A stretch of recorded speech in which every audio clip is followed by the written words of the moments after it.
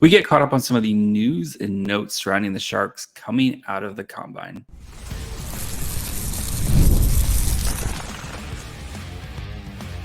You're Locked On Sharks, your daily podcast on the San Jose Sharks, part of the Locked On Podcast Network, your team every day. Hello, welcome to Locked On Sharks, the premier hockey podcast covering your favorite team in the Bay Area. My name is JD Young, caretaker at the Reef, also the co-host of Western Conference Tuesdays on the Locked On NHL show. I want to thank you for making Locked On Sharks your first listen, proudly part of the Locked On Network. We cover your team every day. And if you want to be an everydayer, all you have to do is just follow wherever you get podcasts, or you can watch this on YouTube as well. And today we're going to kind of just get caught up on a bunch of stuff. So we had the draft combine that happened last week. So we're going to get caught up on Celebrini and kind of what the Sharks are doing, which is meeting with a bunch of people. The Sharks are down to 2 candidates, it looks like, for their head coach. We're going to talk about that. And the cap has been set. So we're going to look at how much money Mike Grier has to spend and how much he needs to spend. So before we do all that, do want to let you guys know that today's episode is brought to you by FanDuel. Make every moment more. Right now, new customers get $200 in bonus bets with any winning $5 bet. That's $200 in bonus bets with any winning $5 bet. Visit FanDuel.com/lockedon to get started. So, just good to be back over the weekend. Let's talk back on Celebrini. So Celebrini, of course, was the center of attention at the draft combine. And Celebrini has been very, of course, we'll say PC, political, whatever. He's been very, if this happens, that'd be great. If I pick by the Sharks, that'd be great, which is what he's going to do, right? Nothing's ever certain until it's actually done. We all know, everybody knows the Sharks are going to pick Macklin Celebrini. But Celebrini has been very, it'd be a great opportunity, all that stuff. But I mean, we know the Sharks have basically all but, Mike Grier has said it. We're probably picking Macklin Celebrini. Everybody knows the Sharks are picking Macklin Celebrini. And the story is going to be is if Macklin Celebrini plays in the NHL next year. And 32 Thoughts last week, their opening segment was talking about if Macklin Celebrini should go back to Boston University or should play in the NHL. And I get Jeff Merrick very much like he should go back to the Boston University. You're bringing in Will Smith. I get it. Like you have 2 young players, but Celebrini's not going to get better by playing. Well, yes, he'll be better, but Celebrini's going to be better and a better player long term if he plays in the NHL. And I fully expect him to play in the NHL. And I know, again, he's been very mum about, saying it's up in the air, all that stuff. Just remember at this time last year, even Connor Bedard was like, well, we'll see if I play in the NHL. I could be going back to the WHL and stuff. And everybody in there, everybody knew he was going back. He's going to be in the NHL, right? That's just what these guys do because they don't want to make waves, right? If Celebrini came out and said, hey, when I play in the NHL next year, we all know hockey players, they're going to be very safe in their interviews, and especially a guy like Celebrini who's very polished with his interviews. They're not going to say anything that can be taken out of context like that. And if he did say, I'm going back to the NHL, and then him and the Sharks brass decided that going back to Boston University would be the right idea, then, right, that you have to think about that. So I think Celebrini's going to be drafted by the Sharks, and Celebrini's going to be playing in San Jose next year. I don't the draft process is dragging on too long right now, and we're just ready to get to it. Don't feel like any of this stuff. It's just right. We are in a very long draft process here, and I would be shocked if Celebrini is not in San Jose to start the season next year. They're just about to start the season. He's going to be in San Jose next year. So, other kind of combine stuff. Well, also Celebrini did measure in 5'11" and 3/4 of an inch, so just short of an 6 foot. So him and Will Smith, they're about the same height. I think Celebrity's maybe like a tiny bit taller. So it'll be interesting with the Sharks, right? Having two quote unquote smaller centers in Smith and Celebrini, and how they kind of build out. Maybe they look to have bigger wings like Quentin Musty, maybe a Beckett Seneca if he falls to 14.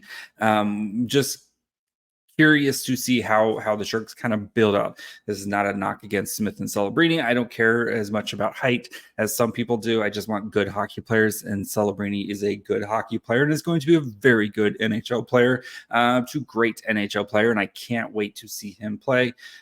So don't worry about the height. I mean, we saw what he did as a 17-year-old in NCAA. Kid's got that dog in him. He's going to be just fine. So don't worry about the if any height concerns with Celebrini. So other kind of combine stuff. Sounds like the Sharks have been meeting with a bunch of players, which makes sense, especially when you have 4 picks in the top 42. I think they met with, I saw 70 out of the 100 players that were there at the combine. So they're just doing their due diligence. They did not meet with Trevor Connolly. So I think we can kind of, again, like just because they meet or don't meet with a player may or may not gauge their interest.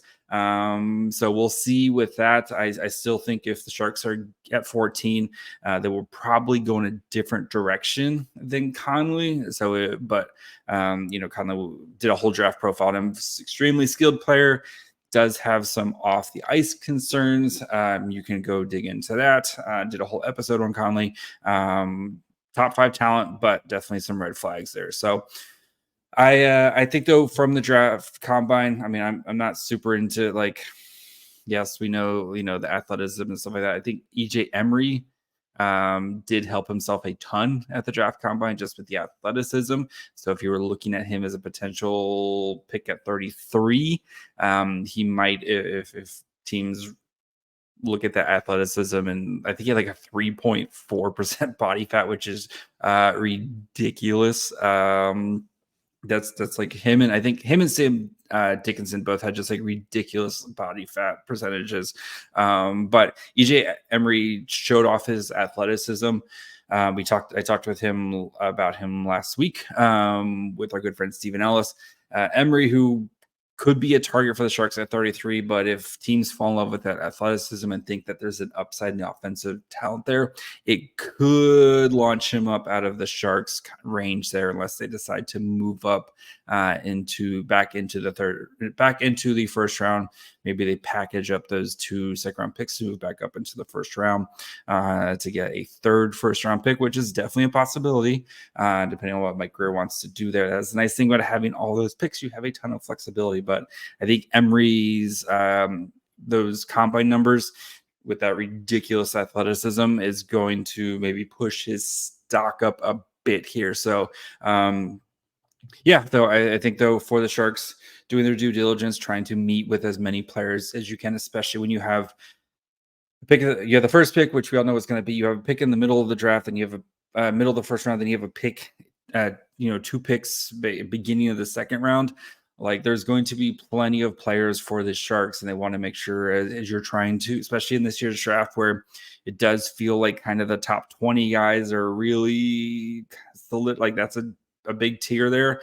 And then after that, it's a free for all. And I wouldn't be surprised if the Sharks are trying to do their due diligence here to make sure that they're getting the right players for their system and what they want to be, right? And that is a very skilled, got that dog in them team. We've seen that so far in last year's draft, right?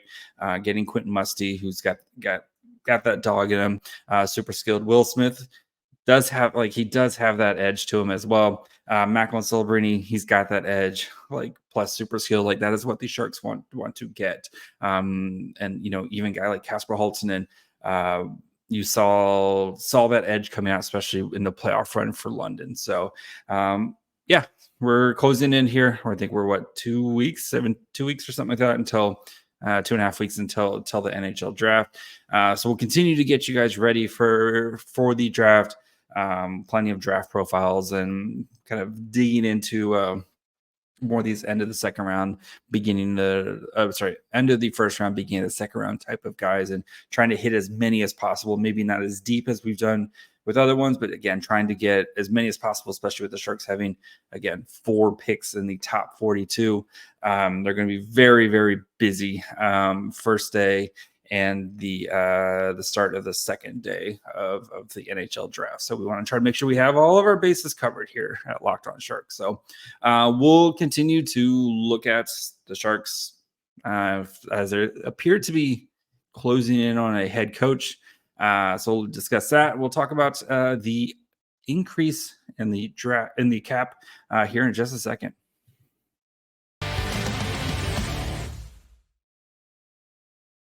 Summertime means baseball, the NBA Finals, the NHL Finals, and more, and you can bet it all on FanDuel right now.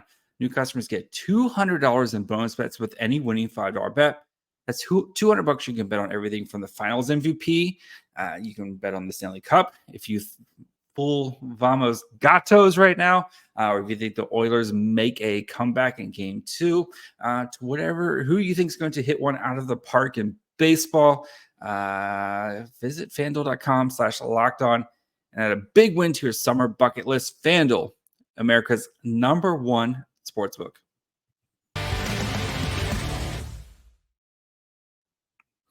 All right. So it sounds like these Sharks are down to 2 when it comes to their head coaching. That is Marco Sturm, the Ontario Reign head coach, and Ryan Warsofsky, the Sharks defensive coach. So it sounds like it's probably going to be one of these 2 guys here. And I wouldn't be surprised now with the draft combine done, if that is now Mike Grier's next thing of attention, right? He's got a big to-do list this offseason, right? You have a very stacked draft class, or at least draft capital that you're going to have to spend. You need to find a head coach. You need to sign a couple RFAs. And you need to sign a bunch of guys, and we'll get to the signing a bunch of guys here, or spending some money here at the end. But I wouldn't be surprised if now is where Mike Grier kind of turns his attention to get this head coach thing kind of squared away. That way they can finish hiring up assistant coaches and all that fun stuff. So especially as the NHL season ends here with the finals. But so yeah, Ryan Warsofsky and Marco Sturm. Ryan Warsofsky, of course, been with the Sharks the past 2 seasons as their defensive assistant coach, and was also a head coach in the AHL for the Chicago Wolves, where he won the Calder Cup, the championship for the AHL. I think that was 2021, if I do my math. Yeah, something like that. And then after that, he was actually hired to take over as David Quinn's position. I guess the 2022. But anyway, hired to take over. David Quinn eventually got the job, and then Ryan Warsofsky was hired. So it seems like they've been kind of grooming him to eventually take this job. And we know what Mike Grier wants to do here, right? He wants to get a young coach who he thinks can grow and develop this young team. Warsofsky, who's coaching the ECHL, he's coaching the AHL. And now he's been assistant coach in the NHL. It would make a ton of sense if they wanted to go in that direction. I'm not going to, fault the Sharks' defensive issues on Warsofsky, but I think that will be a big question for him is how do you fix this defense, which you were in charge of? Yes, I know the talent level wasn't the highest, but how do you fix this defense so that way they're not minus 150 goal differential? I'm going to keep hammering home that stat as often as I can. But that's going to be Warsofsky's big question is, okay, what are you going to do differently? And granted, having more talent, having a puck-moving defenseman, which the Sharks, we know that they want to get. They've been linked to a couple different guys. They know they're trying to get a top 4 defenseman in free agency. But I think for Warsofsky is, can you build a staff, right? And can you fix his defense? And those are going to be the big questions. I wouldn't be surprised if Warsofsky, when he builds the staff, if they do look for somebody who maybe does have NHL head coaching, though, so you can kind of lean on him a little bit there. I'm just speculating.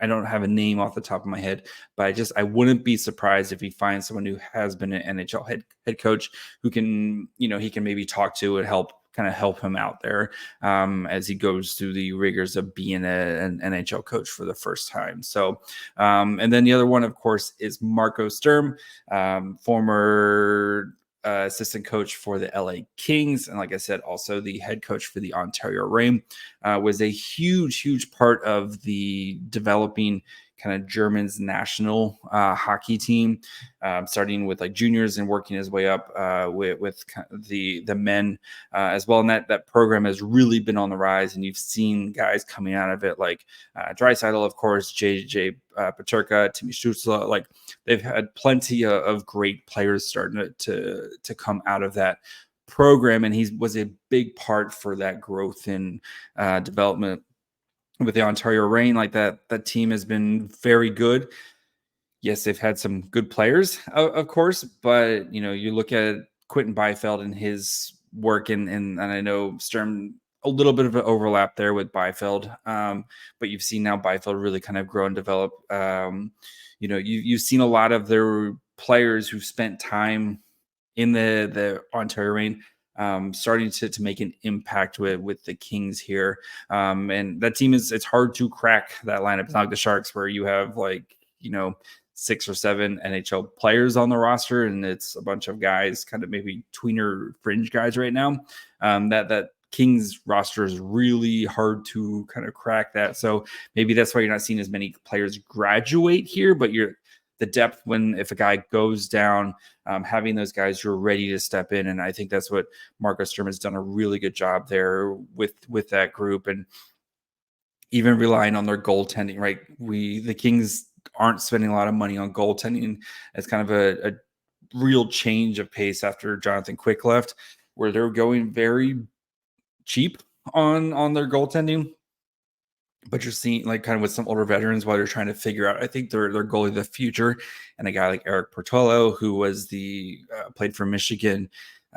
He got a big run last year with them, and they're not afraid to kind of ride some of these young guys. They'll let them develop and let them getting ready. So if I had to get, I don't know. I think Warsofsky probably has an inside edge just because he's worked with the Sharks before, and I think he could probably have a clear plan of here's what went wrong last year, here's what we need to fix, here's how I would do it, which would make sense, right, since he's been there for a while. But if Marco Sturm, apparently he's also deep in conversations, they could be talking contracts, could be talking coaching staff, all that. So I think either way, the Sharks there's going to be some bumps as these guys become NHL coaches for the first time. Both these guys have been AHL coaches before.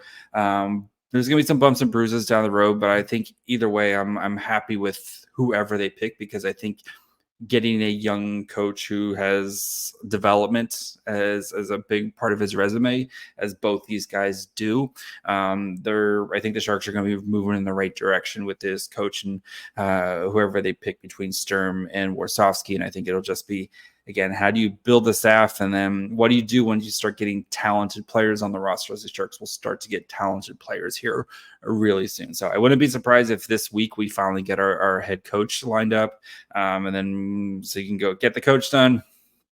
Then probably get some of the RFAs taken care of before you head off to Vegas. And again, just as a quick reminder, we'll talk about the RFAs here. Actually, we'll talk about the RFAs here in a second. But I assume it's going to be coach. You're going to get some RFAs taken care of. Then it'll be draft, and then we got free agency. So it's going to be a pretty crazy schedule here over the next couple weeks for the Sharks. And then we get to the quiet time. So so we'll talk about the rise in the cap here, just as a reminder who the Sharks are, some of their RFAs, and why they're gonna have to spend some money this offseason. So we'll get to that here in just 1 second.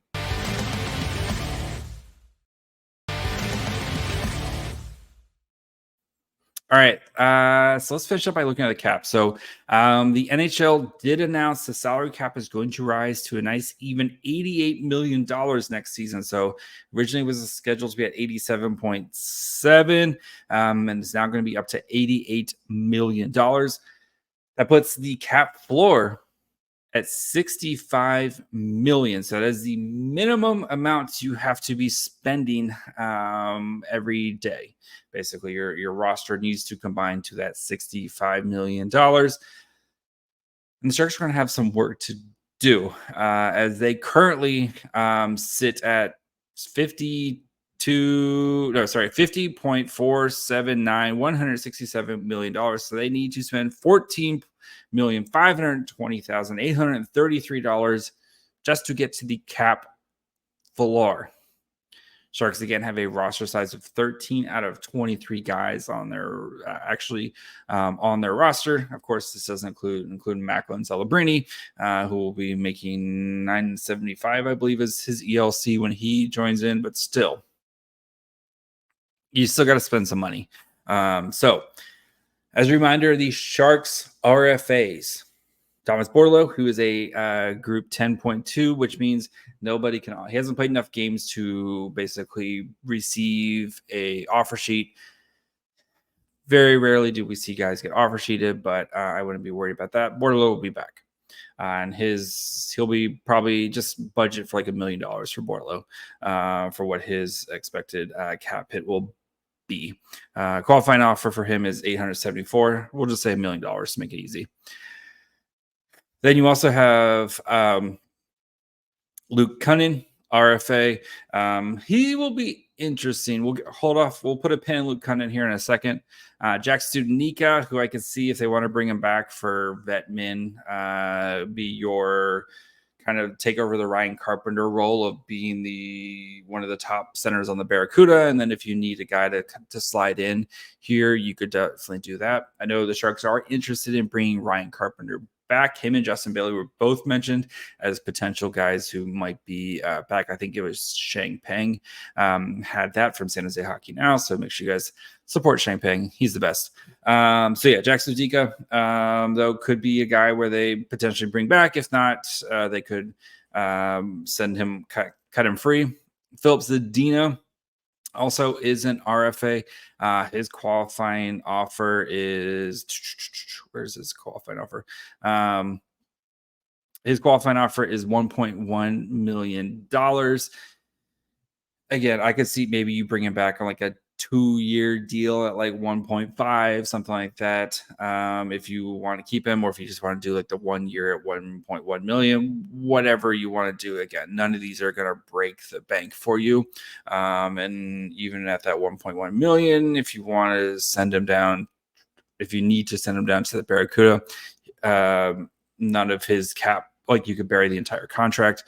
So yeah, those are the among the forwards. Kalen Addison, who again I think is going to be interesting if the Sharks want to keep him back, especially if they're going to be looking to get in a puck moving top 4 defenseman. Addison might be the odd man out there. He does have a qualifying offer of $866. So again, we'll just round up to $1 million. And then Henry Thrun, same thing as Thomas Bordeleau, hit the 10.2C, where he hasn't played enough games to be potentially offer sheeted. He has a qualifying offer of $874. I think his projected contract was like right around like $1.2 million per cap friendly. Also cap friendly. Congrats on getting the bag. But we as hockey fans are better or are worse off today than we were 24 hours ago.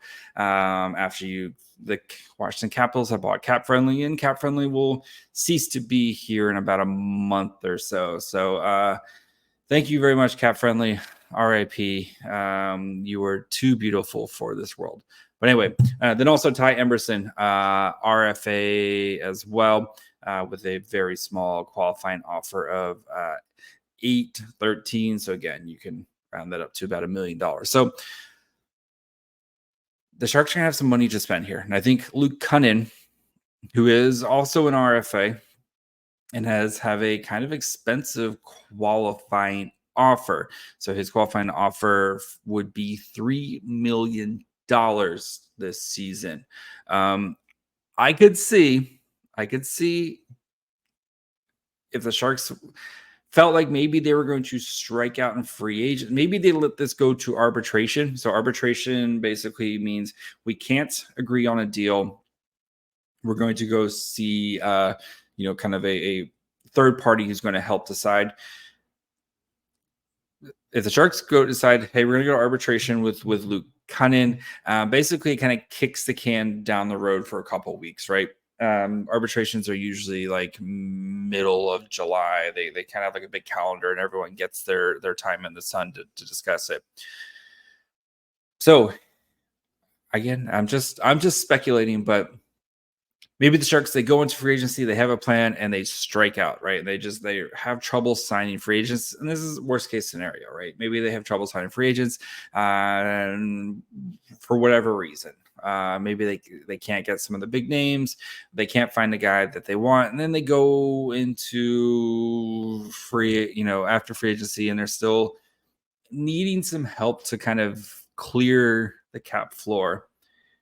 That's where Luke Kunin comes in, and maybe Kunin just gets like a 1 year, like $5 million deal, where it helps the Sharks hit the cap floor, and then pays Luke Kunin for his services, basically. And then with both parties knowing this is the last year, and Luke Kunin, you'll be doing other things next season.